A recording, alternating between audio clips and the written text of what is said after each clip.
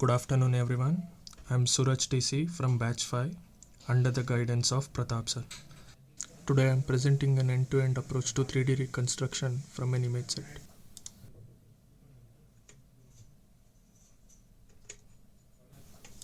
Before getting into technical details, let's know about some concepts of computer vision. Photogrammetry is the science of making measurements from photograph. Augmented reality, popularly known as AR, is an interactive process where digital elements are fused into real-world environment and it's seen through virtual media. 3D reconstruction is the process of capturing the shape and appearance of real-world objects. 3D reconstruction can be done using various methods, but for this presentation we are focusing on SFM, which stands for Structure from Motion. SFM is the technique for estimating three-dimensional structures from two-dimensional image sequence. SFM uses epipolar geometry to project points on a 2D plane into a three-dimensional coordinate system. Coming to literature survey, I have studied 4 papers. In the first paper, a simple SFM processing system is used to generate 3D models. The results were quite unstable, and we can barely recognize the object from its real resemblance. The second paper uses machine learning to estimate a depth map, and then the 3D reconstruction is done using these depth maps.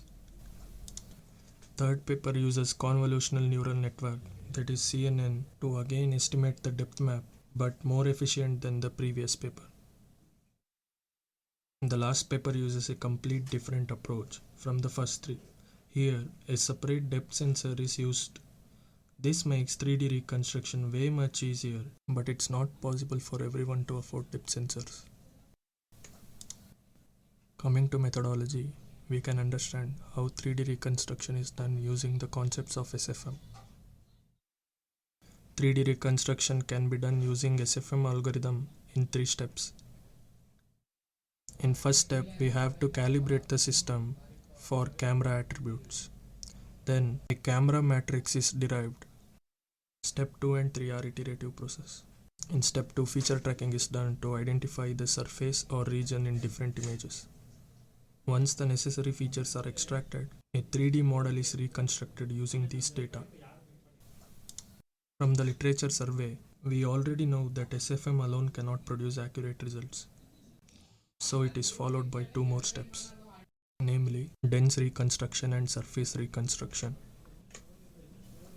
In sparse reconstruction, same SFM algorithm is used to obtain sparse cloud matrix.